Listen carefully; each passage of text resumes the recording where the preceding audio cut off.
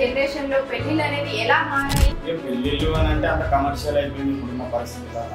అదో బిజినెస్ అయిపోయింది. పాతకాలం అంటావా 7 రోజుల పెళ్ళు, 5 రోజుల పెళ్ళు, 3 రోజుల పెళ్ళు, 2 రోజుల పెళ్ళు ఇవన్నీ ఉండేవి. ఇప్పుడు 2 రోజుల టైం కూడా ఎవరికి లేదు. గంట పెళ్లి, కరోనాలో గంటలు కూడా అది ప్లాస్టిక్ పుస్తకాలు కూడా పెళ్లి చేసుకున్న రోజులు లేవు. 10 లక్షలు అయ్యే పెళ్లి ఖర్చులు కూడా వాళ్ళు 50 లక్షలు పెట్టైనా కానీ ఘనంగా చేసుకోవడానికి సుంకోత చూపిస్తున్నారు. ఎవరైనా లైఫ్ లో అడుగుపెట్టేటప్పుడు కలకాలం ఉండాలనే కదా సార్? లేదు, కలకాలం ఉండాలని ఎవరు ముందు ప్రయత్నం చేయట్లేదు. ఫస్ట్ స్టార్టింగ్ కలిసిన కాడికి వెళ్ళి వాళ్ళు ముందే నెగిటివ్ అనేది వైబ్రేట్ చేసుకుంటున్నారు. నీ ఆలోచన బాగా లేకపోతే నువ్వు ఎన్ని కోట్లు ఖర్చు పెట్టి పెళ్లి చేసుకున్నది వేస్ట్. నీళ్ళపాలి.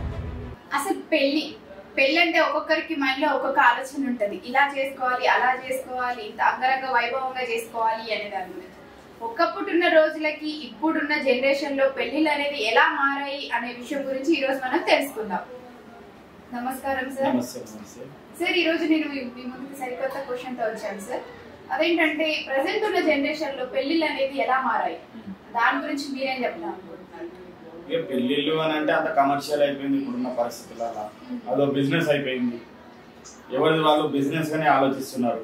ఇంతకుముందు ఏంటంటే వాడు పందిరి వేసినా, లేకపోతే టెంట్ వేసినా, లేకపోతే వంటలు చేయడానికి వచ్చినా, మరి మా వాళ్ళది పెళ్లి జరుగుతుందని వాళ్ళు చేసేటోళ్ళు. వర్కర్స్ కూడా అంటే వర్కర్స్ అని అనుకుపోయేటోళ్ళు వాళ్ళని. ఇప్పుడంతా బిజినెస్ అయిపోయింది. వర్క్ అనే విధానానికి వచ్చేసిండ్రు. ఇంకా పాతకాలంలో అంటావా 7 రోజుల పెళ్ళు, 5 రోజుల పెళ్ళు, 3 రోజుల పెళ్ళు, 2 రోజుల పెళ్ళు ఇవన్నీ ఉండేవి. ఇప్పుడు 2 రోజుల టైం కూడా ఎవరికి లేదు. దాదాపు ఎట్లా తయారైందంటే గంట పెళ్లి, కరోనాలో గంటలు కూడా అది ప్లాస్టిక్ పుస్తకాలతో కూడా పెళ్లి చేసుకున్న రోజులు ఇవి. ఇంత కలికాలము. ఇక వాళ్ళ పరిస్థితులను బట్టి వాళ్ళ సిచ్యువేషన్ బట్టి ఇంకా తప్పట్లేదు చేసుకోవడం అనేది. మొత్తం మీద ఎట్లుంటది అంటే ఈ పెళ్లి విషయంలో ఇంతకుముందు జరిగినట్టయితే ఇప్పుడు జరగట్లేదు. కానీ కొన్ని కుటుంబాలు ఎట్లున్నాయనంటే పాత పద్ధతులు కూడా అవలంబిస్తున్నారు.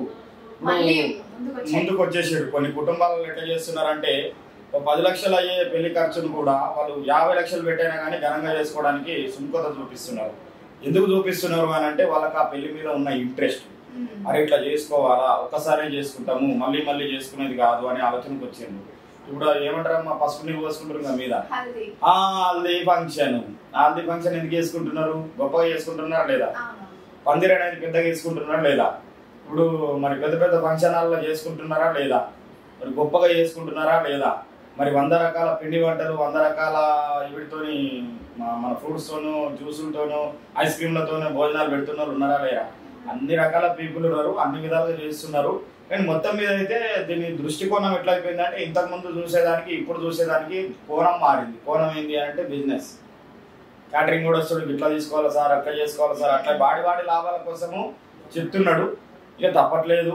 మన అవసరం ఒకరిని చూసి కూడా ఒకరు అలవాటు అయిపోతున్నారు సార్. అంటే వాళ్ళు చేశారని మనం చేసుకోవడం చేయాలి కదా, మరి తప్పది. ఇంకొకటి అవి పెట్టుకుంటే మనం కూడా పెట్టుకోవాలి కదా. అంతే భారతీయ సంప్రదాయం అది. ఒకడు బొందల పట్టానంటే ఆయన చూసి ఇంకొకడు బొందల పడతాడు. మరి నీకు అప్ప అవుతుందని సోయుండదమ్మా. నీ పక్కోడు చేసిన నువ్వు కూడా చేస్తావు ఏంది? ఇట్లా కాదు కదా. నీ స్తోమత ఏంది, నీ ఆర్థిక పరిస్థితి ఏంది, దాన్ని బట్టి చేసుకోవాలి. అంతే తప్ప ఇక నేను నాకు నచ్చినట్టు నేను చేసుకుంటా అంటే ఎదుటోని చూసి ఎదుటోని వచ్చి మనం చేసుకుంటా అంటే అది సాధ్యం కాదు. ఎవరి ఇష్టం వాళ్ళది. కానీ పెద్దగా చూడాల్సిన పని ఏం లేదు. మొత్తం మీద అయితే పెళ్లిళ్ళు అనేవి కమర్షియల్ గా మారిపోయినాయి. పద్ధతులు వెనకటి వచ్చేసినాయి. వెనకటి ఎంత వచ్చినా కమర్షియల్ అనేది ఉంది. చేసుకుంటున్నారు. ఇక మరి వాళ్ళు ఎంతకాలం ఉంటారా ఏందా అనేది అయితే నాకైతే నమ్మకాలు తక్కువని. నీకేమైనా ఉందా? బాండింగ్ అంటే ఎంతసేపు బాండింగ్, ఎంత గొప్పగా పెళ్లి చేసుకున్నాం అనేది కాదమ్మా. ఎవరైనా లైఫ్ లో అడుగుపెట్టేటప్పుడు కలకాలం ఉండాలనే కదా సార్? లేదు, కలకాలం ఉండాలని ఎవరు ముందు ప్రయత్నం చేయట్లేదు. ఫస్ట్ స్టార్టింగ్ కలిసిన కాడికి వెళ్ళి వాళ్ళు ముందే నెగిటివ్ అనేది వైబ్రేట్ చేసుకుంటున్నారు. వాళ్ళు ఉండే పద్ధతులు, వాళ్ళు ఆలోచించే విధానము, ఆ బట్టల కాడ లొల్లి, చీరల కాడ లొల్లి, జాకెట్ల కాడ లొల్లి, ఏంది పరిస్థితి అంతా నెగిటివ్ ఎనర్జీ వైబ్రేట్ చేసుకుంటున్నారు. మా పాజిటివ్ ఎవరు పెళ్లి చేసుకోవట్లేదు. చేసుకున్న వాళ్ళు మంచిగానే ఉంటారు. ఇందుకు ముందే నా పాజిటివ్ గా ఆలోచించే లక్షణాలు ఉన్న కుటుంబ సభ్యులు, అటు కుటుంబ సభ్యులు, ఇటు కుటుంబ సభ్యులు ఎందరు ఉన్నారు అంటే 100కు 4 కూడా లేదు. 96 మంది ఆడికి ఓడి పిల్లని ఇస్తాడు అని అటు కుటుంబ సభ్యులు ఆ పిల్లని ఎవరు చేసుకుంటారు. ఇటు కుటుంబ సభ్యులు ఇద్దరు కలిసి వాళ్ళని మొత్తం మీద నెగిటివ్, వీళ్ళేమో వాళ్ళ మాటలు వింటారు, పట్టించుకోవద్దని తెలిసినప్పటికీ వాళ్ళ జ్ఞానం ఉన్నప్పటికీ ఆ జ్ఞానం అప్పుడు పనిచేయదు, నెత్తి మీద శని ఉంటుంది, వాళ్ళకి అర్థం కాదు, ఎవరేం చెప్పినా వినబడదు. ఇక వాళ్ళు అట్లా నెగిటివ్ వైబ్రేట్ చేసుకొని ఏమైపోతుందంటే సంసారంలో అడిగి పెట్టేసరికి మళ్ళీ నెగిటివ్లో ఉన్నప్పుడు ఏమవుతుంది, అత్త మంచిగా కనబడదు, మామ మంచిగా కనబడదు, ఎవరు మంచిగా కనబడరు. నువ్వు ఎంత గొప్పగా పెళ్లి చేసుకున్నావు అనేది కాదమ్మా, నీ ఆలోచన బాగా లేకపోతే నువ్వు ఎన్ని కోట్లు ఖర్చు పెట్టి పెళ్లి చేసుకున్నది వేస్ట్, నీళ్ళ పాలు.